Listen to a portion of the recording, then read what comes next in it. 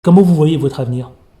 Moi, ça n'a pas beaucoup d'intérêt. Si les gens m'aiment, tant mieux. S'ils m'aiment pas, ils voteront pour quelqu'un d'autre. 10h, 11h, les informés avec Adil Farkan sur Beurre FM. Bonjour à tous, merci d'être avec nous, Monsieur le Ministre Gérald Darmanin. Monsieur le Ministre, bonjour tout d'abord pour cet entretien exclusif sur Beurre FM. Merci d'avoir accepté notre invitation. Merci à vous et très heureux de parler avec vous et avec tous ceux qui vous écoutent et qui vous regardent. Alors, Monsieur le Ministre, première question d'abord. Comment vous voyez le climat politique actuel en ce moment dans notre pays? Ça sent pas bon, disons-le clairement. C'est un climat extrêmement difficile. Difficile parce que nous avons une majorité relative à l'Assemblée nationale et une opposition du Sénat, donc difficile pour le gouvernement. Difficile parce que lorsque l'on gouverne depuis un certain temps, 7 ans, il y a évidemment parfois un peu d'usure. Difficile parce que la crise économique est là, la croissance s'effondre et il y a moins de recettes, donc il y a moins d'argent à dépenser, et donc c'est plus difficile pour un gouvernement. Difficile en matière géopolitique, ce qui se passe en Ukraine, ce qui se passe en Palestine, c'est évidemment des choses très difficiles qui nous touchent directement et qui touchent notre morale. Et puis difficile parce qu'on voit une montée inexorable, on a l'impression d'une montée inexorable du Rassemblement national. Donc la politique, c'est en revanche aussi toujours des opportunités et toujours du courage et lutter contre les vagues qui semblent venir. Et donc il y a les Jeux Olympiques qui vont être une réjouissance pour chacune et pour chacun d'entre nous. Nous souvenir que le prix de la liberté, c'est important. C'est le 80e anniversaire du débarquement de Normandie et de Provence pour la Seconde Guerre mondiale. Et puis surtout, politiquement, un combat n'est jamais perdu d'avance. Il faut montrer du courage. Il faut que le partage et le sens des responsabilités, l'amour qu'on a pour notre pays, l'emporte sur l'égoïsme que représente Mme Le Pen. Tout de même, on peut reconnaître, Monsieur le Ministre, que les extrêmes, notamment l'extrême droite, s'emparent du pouvoir de plus en plus. Beaucoup considèrent que, ça y est, elle est aux portes de l'Élysée, elle est aux portes du pouvoir. Et certains même la voient déjà en 2027 présidente de la République, Marine Le Pen. Oui, c'est l'esprit de défaite qui veut ça. Pourquoi ? Parce que je pense que ce qui est très important de comprendre, c'est qu'en politique, si vous n'avez plus d'idées, si vous ne mettez pas vous-même des idées dans le débat public, les autres le prennent. Vous savez, en droit, on dit qu'il y a les immeubles et les meubles. Les immeubles, c'est un titre de propriété qui vous donne votre maison. Et les meubles, les professeurs de droit disent ce téléphone m'appartient puisque je le prends dans les mains. C'est pareil pour la politique. Un thème public, une idée appartient au parti qui le dit, puisqu'il l'a pris dans les mains et qu'il l'a dit. Et nous avons trop laissé le champ des idées à d'autres, notamment aux extrêmes, à la gauche comme à l'extrême droite, bien évidemment. Et moi, je suis là pour faire de la politique, pas simplement pour gérer mon ministère. Je suis très heureux, très honoré d'être ministre de l'Intérieur. Mais j'ai des idées à faire partager. Et je pense qu'en remettant des idées dans le débat public, on recréera, me semble-t-il, de l'intérêt pour nos concitoyens. Ils verront en nous un espoir. Et pas simplement Mme Le Pen ou M. Mélenchon qui dit « nous, on pourra », alors que nous, toute la journée, on a l'impression parfois d'être un peu gestionnaire. Alors justement, parlons des sujets. On va aborder ce premier sujet, cette première thématique, Monsieur le Ministre, c'est la loi immigration. Revenons sur cette loi immigration. Avec le recul, Monsieur le Ministre, franchement, je vous pose la question clairement, est-ce qu'elle était nécessaire, cette loi immigration? Surtout que dans les quartiers populaires, vous savez, la population l'entend pas de cette manière-là, ni de cette oreille. Certains d'ailleurs, ça les fait replonger dans leur propre histoire, ça leur renvoie, c'est l'effet miroir, c'est leur propre histoire. Ils l'ont très très mal vécu. Vous leur répondez quoi avec le recul aujourd'hui? Non, moi je ne le crois pas. Je ne crois pas que les quartiers populaires ne demandaient pas la loi immigration. Au contraire, vous savez, c'est en refusant de parler des vrais sujets, la sécurité, l'immigration, que les gens qui étaient de gauche, populaires, votent à l'extrême droite. Tous les bastions communistes et socialistes passent à l'extrême droite. Pourquoi ? Parce que la gauche n'a pas osé rappeler l'importance des règles. Et vous savez, les gens qui sont issus d'immigration, ils aiment les règles. Parce qu'ils sont tout à fait conscients que le pays qui les accueille, ils sont venus dans ce pays parce qu'ils aiment cette liberté et qu'ils ne veulent pas reconnaître ce qui a parfois fait fuir du pays d'origine. Moi, je suis issu d'immigration par 2 fois. Un grand-père maghrébin et un autre grand-père qui venait de Malte, sans doute d'ailleurs de Tunisie. L'histoire est complexe. Pour le travail, pour mon grand-père paternel, et pour servir la France dans la Seconde Guerre mondiale, mon grand-père maternel. Et moi, j'ai eu des éducations par mes parents, qui étaient des métèques, issus de cette immigration, extrêmement claires. La famille, la règle, le respect du professeur, le respect du père, le respect de la mère, le respect des femmes, le respect de l'autorité. Et je pense que les quartiers populaires, ils ont justement besoin de l'autorité de l'État. Et quand on est issu d'immigration, qu'on donne des efforts et qu'on se bat parce qu'on n'est pas enfant de bourgeois, on est là parce que parfois on a un prénom, parce que parfois on a une adresse, parfois on a une famille, parfois on a un manque aussi d'éducation parce qu'on n'a pas les bonnes écoles et les bons réseaux, c'est l'État qui nous garantit notre égalité des chances. Et quand il y a racisme, quand il y a xénophobie, Parce que quelques personnes issues d'immigration, quelques personnes, une minorité, ne respectent pas les règles, c'est normal qu'il faille taper du poing sur la table. Moi, j'ai vu des Chibani dans ma circonscription, dans ma ville de Tourcoing, des gens qui avaient servi l'armée française, qui avaient choisi de rester algériens, faire la queue à 80 ans à la préfecture du Nord pour avoir un titre de séjour. Ou le renouveler, alors que ça fait 45 ans qu'ils étaient là, que leurs familles, leurs enfants étaient médecins, avocats. Et par contre, j'ai vu des personnes issues d'immigration voler, commettre des crimes, trafiquer des stupéfiants, taper leurs femmes, et eux, on les embêtait pas administrativement. La règle sur la loi immigration, c'est quoi? Vous aimez notre pays, vous avez envie de vous intégrer, vous êtes bienvenus, la France est un pays. Alors, est-ce que votre sentiment, c'est qu'elle a été mal perçue peut-être par la population des quartiers populaires? Non, mais je crois pas. Je partage pas votre opinion. Vous savez, tout le monde. Je pose la question parce que c'est le retour qu'on a des auditeurs régulièrement d'ailleurs. J'entends bien, mais moi, je suis élu à Tourcoing.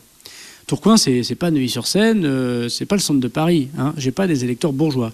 J'ai, comme chacun sait, d'ailleurs, de grosses communautés d'origine étrangère ou étrangère, des Espagnols, des Portugais, des Marocains, des Algériens, qui votent très largement. Moi, je suis réélu et élu dans ma commune, dans mon canton, dans ma circonscription, alors que tout le monde sait mes idées.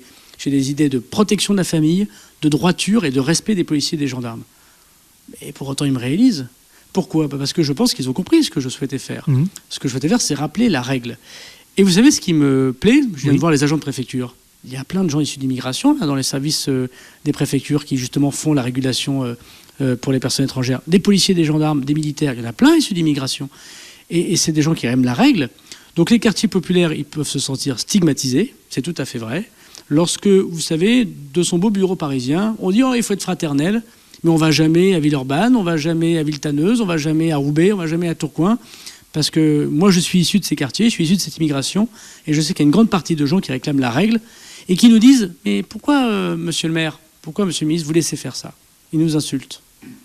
Et vous pensez que les gens issus d'immigration, ils n'ont pas des jeunes filles de 17 ans qui prennent le métro? Eux, les gens issus d'immigration, ils n'ont pas la possibilité parfois de payer un Uber ou une voiture ou un taxi pour que la demoiselle rentre chez elle. Non, ils ont besoin que la sécurité soit là. Avec le recul, elle était nécessaire, cette bien sûr, elle est Est-ce que ce n'était pas en quelque sorte aussi pour doubler le Rassemblement national? Mais moi, je ne pose pas. Pour occuper l'espace. Non, mais monsieur le ministre, je vous pose simplement la question. Le Rassemblement national, il part du principe qu'il juge les étrangers pour ce qu'ils sont. On voit bien les expressions de Mme Le Pen, alors la fille, la tante ou la nièce, on ne sait plus très bien, la PME. Il juge les étrangers pour ce qu'ils sont. Des musulmans, des prénoms, M. Zemmour, obsession des prénoms de M. Zemmour, des couleurs de peau. La République, elle juge les étrangers, et les hommes en général et les femmes en général, pour ce qu'ils font. C'est leur comportement que l'on sanctionne. C'est pas le fait qu'ils s'appellent Mohamed ou Jean-Pierre, c'est pas le fait qu'ils soient musulmans ou chrétiens ou agnostiques. Moi, je m'en contrefiche de ça. C'est par contre, s'ils commettent un crime, il faut les arrêter et les condamner. Puis s'ils sont étrangers, il faut les expulser. Mais en Algérie, au Maroc ou en Tunisie, comment ça se passe si vous commettez un crime et que vous êtes étranger? Vous êtes expulsé. Et c'est tout à fait normal. Donc, il y a des gens qui me disent, vous savez, vous acceptez en France ce que vous n'acceptez pas dans nos pays d'origine. Vous l'entendez, ça aussi? Oui. Donc, la grande différence avec le Rassemblement national, c'est que nous, on n'est pas essentialiste. On est universel. Je me fiche de savoir votre religion, votre couleur de peau, votre prénom. S'il y a des discriminations sur ça, c'est scandaleux. Et c'est une honte pour la République. Et il y en a, et c'est une honte pour la République. Le RN, Madame Le Pen, elle a une image, celle de l'extrême droite, d'un peuple qui pourrait être débarrassé des étrangers, qu'elle appelle le grand remplacement. Mais moi, je vais vous dire, je n'ai pas peur de l'altérité, je n'ai pas peur de l'autre. Monsieur le ministre, comme le temps est précieux et qu'on a évidemment dans cet entretien exclusif très peu de temps, on va essayer de passer en revue toutes les questions qui nous intéressent. On va parler de ce seconde thématique, la sécurité et le rapport, vous savez, qui est assez consommé, ce divorce qui est assez consommé entre le rapport police-jeune. C'est l'énième déplacement à Marseille. Vous, monsieur le président de la République, Emmanuel Macron, les dealers d'ailleurs, tout de suite, aussitôt après votre départ, ont retrouvé la Castellane. C'est tout à fait faux, hein. C'est ce que je vois un peu partout. Non, mais vous n'y étiez pas. Je peux vous assurer. Non, je n'y étais pas. Mais c'est tout à fait faux. C'est ce qu'on m'a rapporté. Alors, on aime bien le journal des mauvaises nouvelles. De toute façon, c'est pas la question. La question, monsieur le ministre, finalement, je vous la pose clairement. Faut-il imaginer la dépénalisation et la légalisation du cannabis? Cela permettrait certainement, peut-être, je vous le dis, de diminuer à la fois la part du marché illégal et donc, en effet, par ricochet, de réduire la criminalité. Alors, je ne partage pas du tout cette opinion. Pourquoi? D'abord parce que le cannabis, c'est une drogue. Et la drogue, c'est extrêmement mauvais. Bon, donc si on légalise des choses qui sont mauvaises, on peut aller assez loin comme ça. Il ne me semble pas que ce soit une prescription qui soit tout à fait intelligente, dans la mesure où on essaye d'interdire le tabac, et donc on autoriserait une drogue. Ça me paraît un mauvais signe. Deuxièmement, c'est le signe de la défaite politique, parce que vous n'y arrivez pas, parce que c'est difficile, vous légalisez. Dans ces cas-là, dans votre vie, Ça va aller assez vite, pas d'effort. Il suffit simplement de dire c'est difficile, on ne le fait pas. Troisièmement, est-ce que vous pensez que les trafiquants qui gagnent 70 000, 80 000 euros par jour en argent liquide, ils vont se dire tiens, c'est légalisé, je vais offrir une petite échoppe, je vais déclarer mes impôts, je vais payer mes URSSAF, je vais me syndicaliser. Alors c'est quoi la solution, monsieur le ministre? La solution de la drogue, c'est de la merde. On a tout essayé. Non, ce n'est pas vrai. D'abord, vous savez, quand vous êtes maire, vous apprenez que quand la rue est sale, il faut la nettoyer tous les jours. Si vous habitez la ville de Tourcoing et que vous me croisez dans la rue, vous me direz monsieur le maire, la rue est sale, je vous dis vous savez, elle sera sale demain. Ce qui est vrai d'ailleurs. Et je vous nettoie pas la rue parce qu'elle sera sale, vous me direz c'est un drôle de maire, je paye des impôts quand même. À vos enfants, vous leur dites refais pas ton lit.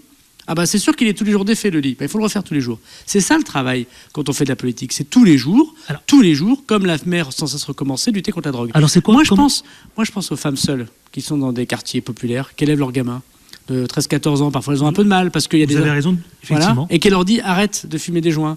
Arrête de traîner, laisse pas traîner ton fils, comme disait le chanteur quand j'étais moi plus jeune.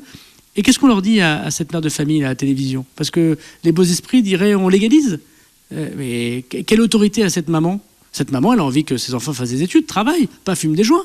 Donc il faut qu'on ait un discours de réalité, de courage. Oui, c'est difficile, et moi je me bats tous les jours. Vous battez tous les jours, justement, la délinquance est de plus en plus intense. C'est pas moi qui le dis, c'est vous. Dans les quartiers prioritaires, il y a de plus en plus. C'est vrai partout dans l'Occident, c'est tout à fait vrai. Il y a ce sentiment d'insécurité qui est beaucoup plus marqué, monsieur le ministre. Franchement, est-ce qu'il y a une recette qui fonctionne aujourd'hui? Parce qu'on a tout essayé depuis 40 ans, un peu plus de 40 ans. Non, mais on a un problème. Vous, ministre de l'Intérieur. On a un problème général dans le monde et en Europe en particulier. Et je parle des quartiers prioritaires. Oui, mais je dis, c'est pas qu'un problème des quartiers français. C'est vrai en Allemagne, c'est vrai en Espagne, c'est vrai en Italie, c'est vrai dans toute l'Europe, d'un rajeunissement de la violence. Voilà. Vous savez, la moitié des personnes que nous suivons pour la délinquance, ils ont moins de 20 ans. Les émeutes urbaines, vous avez vu ce que c'était des gamins de 14, 15, 16 ans. Donc dans ce cas-là, si vous posez la question au ministre de l'Intérieur, il va vous répondre pas que le ministre de l'Intérieur, c'est pas que les policiers qu'il faut envoyer. D'abord, il faut se demander pourquoi c'est comme ça. D'abord, il y a l'absence du père. Faut se dire aussi, les pères sont moins présents, la figure paternelle, on n'ose pas le dire. Le rappel des règles, le père, de plus en plus de femmes seules élèvent leurs enfants. Dans un quartier qui s'appelle la Bourgogne à Tourcoing, qui est un quartier socialement touché, évidemment, 90% de logements sociaux, donc on était fous. On a mis dans un endroit qui fait 9000 habitants, 90% de gens qui pouvaient avoir des problèmes sociaux. Donc ça, c'est pas équilibré. Donc d'ailleurs, j'ai fait une grande réforme pour baisser de 50% le nombre de logements sociaux pour les répartir dans la ville, pour qu'il y ait une mixité sociale. Parce que sinon, c'est des écoles plus en difficulté. 60% de familles monoparentales, des femmes seules qui ont des enfants. Où sont les pères? Donc d'abord, c'est le travail des parents, et notamment des pères. Il faut rappeler à chacun que le père a un rôle important. Deuxièmement, il y a un travail d'école. L'école a perdu de l'autorité, c'est évident. Quand les parents ont perdu de l'autorité, quand l'école a perdu de l'autorité, quand l'éducation populaire, moi j'ai sauvé des MJC, j'ai sauvé des centres sociaux dans ma commune, mais qu'ils ont fermé par manque de subventions, par manque d'aide, par manque d'éducateurs populaires, arrive à tout ça avec en plus peut-être et sans doute souvent de la discrimination. Il ne faut pas s'étonner qu'à 14-15 ans, un gamin cherche une envie ailleurs, surtout quand il voit sur Instagram et sur TikTok la vie rêvée de ceux qui sont ailleurs avec beaucoup d'argent. Donc la police, elle règle des problèmes que les parents, que les profs, que l'éducation populaire aurait dû régler depuis longtemps. Il nous reste quelques minutes et j'aimerais quand même que sur cette dernière thématique, d'une phrase, monsieur le ministre, pour clore le chapitre police, rapport, sécurité. Après, il y a aussi beaucoup de jeunes dans la police et beaucoup de jeunes issus d'immigration. Absolument. Comment il y a ce divorce consommé? Non, comment combler ce fossé? Non, mais je ne crois pas. Je pense que la jeunesse, comme toute jeunesse, j'ai été jeune, vous avez été jeune, elle est au bord des règles. Et parfois, elle commet des actes de délinquance. En soi, ce n'est pas grave. Il faut les sanctionner au moment où quelqu'un fait une erreur. Mais on devient rarement tueur de grands chemins immédiatement. On a commencé par des petits larcins, et puis ensuite on va vers les grands chemins. Donc notre sujet à nous, c'est comment on donne des sanctions, et pas forcément la prison, et que ces sanctions permettent aux gens de revenir dans le droit chemin. Il y a plein de gens qui commettent des actes de délinquance, et qui reviennent dans le droit chemin, et qui sont aujourd'hui de grands citoyens. Dernier sujet, c'est celui de l'islamophobie, parce qu'il y a deux petites dernières questions que je voudrais vous poser, et évidemment, beaucoup d'auditeurs seront interpellés par cette thématique qu'est l'islamophobie. Régulièrement, vous savez, les musulmans parlent de 2 poids 2 mesures. Monsieur le ministre, on a dû vous le faire remonter régulièrement sur le traitement en comparaison avec la communauté juive ou chrétienne. Quand on pense à l'islamophobie, il y a une montée alarmante de l'islamophobie. Comment lutter, monsieur le ministre, contre ce sentiment de traitement d'inégalité? Je vous le dis parce qu'il est partagé chez les Français de confession musulmane. Il n'existe pas pour la République. Vous savez, la République française, elle a la laïcité. La laïcité, elle est mal comprise. Ce n'est pas une nouvelle religion, la laïcité. C'est permettre à toutes les autres religions de vivre en France. En France, il y a 2600 mosquées. 2600 mosquées. Dites-moi un autre pays d'Europe où il y a 2600 mosquées. Dites-moi un pays musulman la où il y France a est en tout cas 2600... en tête en Europe. Donnez-moi un pays musulman où il y a 2600 églises. Bon, donc la France, elle l'accueille. Et elle n'a pas de religion. Et moi, je suis très attentif, petit-fils de musulman que je suis, très attentif à cette égalité. Alors ensuite, il y a une difficulté particulière qui fait que les musulmans en France sont plus croyants, plus pratiquants que les autres religions. Et qu'il y a une sorte de force dans l'islam, incontestable, notamment qui touche la jeunesse. Et comme il n'y a pas forcément des structures, des imams qui ont un statut, une organisation, ça existe ici ou là, mais pas partout, ils vont souvent sur Internet où les contenus, eux, sont des contenus qui ne correspondent pas au véritable islam. Donc on doit aider, on ne doit pas faire à la place, mais aider l'islam de France à se structurer. Pas dépendre des États étrangers, c'est pour ça qu'on a mis fin aux imams détachés, pas dépendre d'idéologies qui sont mortifères et qui tuent et qui n'est pas le véritable islam, j'en suis absolument convaincu, mais on doit aider à vivre une religion qui est une grande religion de paix et de générosité. Alors moi, j'aime pas trop le terme islamophobie. Il n'y a pas de juifophobie ou de chrétianophobie. Bon, il y a de l'antisémitisme. Il y a des actes anti-musulmans. Aujourd'hui, ils ont augmenté de 30%. C'est dramatique. Il y a des gens Qu'est-ce qu'il faut faire dans des salles de prière. D'abord, il faut le dénoncer et il faut le dire. Les actes musulmans ont augmenté en France. C'est pour ça que vous avez vu que tous les policiers et gendarmes ont protégé pour la première fois toutes les mosquées. C'est ce que c'était ma dernière question, justement. Ouais, il faut porter plainte. Et il faut surtout que nous, la police, la gendarmerie, on arrête les personnes qui font ça. C'est ce qui a été fait notamment à Morlaix, où il y a eu une attaque d'une mosquée pendant un lieu de prière. Et donc moi je veux dire aux musulmans de France que je suis là pour les protéger, et le fait d'être musulman, je suis sûr que ça donne la possibilité d'être un meilleur citoyen encore, parce qu'ils respectent les règles, et je sais qu'ils sont profondément attachés à respecter les règles de la République. Dernière question, monsieur le ministre, vous avez fait référence justement aux lieux de culte. Vous savez, beaucoup de principales mosquées réclament une meilleure protection des lieux de culte. Qu'est-ce que vous leur répondez? Parce qu'on a régulièrement des rassemblements d'ultra-droite, des tags, des dérives extrêmes, etc. Tous les responsables sont taqués et parlent d'une extrême préoccupation. Quelles mesures pour justement lutter et pour une meilleure peut-être protection des lieux de culte? Ce sera ma dernière question. Ils ont raison. La présence des policiers et des gendarmes devant les lieux de culte, comme on le fait parfois pour les autres cultes, c'était le cas pendant le Ramadan. Le fait qu'on est là pour subventionner aussi les achats, par exemple, de caméras de vidéoprotection, de moyens de sécurité, c'est pas parce qu'il y a une loi de séparation des églises et d'État qu'on ne peut pas les financer. Aujourd'hui, nous mettons 500 000 € par an. J'ai annoncé le doublement, 1 million d'euros par an pour aider les mosquées à s'équiper. On a créé, c'est le culte musulman lui-même et on l'a aidé à le faire, de créer une association de protection des lieux de culte, avec des conventions avec les préfets, avec les policiers et les gendarmes, parfois des ports d'armes, et puis un bureau spécifique pour quand ils vont sonner chez les policiers et chez les gendarmes, ils puissent pris prioritairement, parce que s'en prendre aux religions, s'en prendre au culte musulman, c'est s'en prendre à la République. Qu'est-ce que vous avez envie de dire à nos auditeurs? Comment vous voyez votre avenir? Moi, ça n'a pas beaucoup d'intérêt. Si les gens m'aiment, tant mieux. S'ils m'aiment pas, ils voteront pour quelqu'un d'autre. C'est pas ça en soi, c'est pas dramatique. Mais je leur dis, intéressez-vous à la vie politique de votre pays. En tant que simple citoyen, vous savez, la politique, si vous vous occupez pas d'elle, c'est elle qui s'occupe de vous. Merci infiniment pour cet entretien exclusif sur Beurre FM. Merci à vous. Merci infiniment. Merci et au plaisir.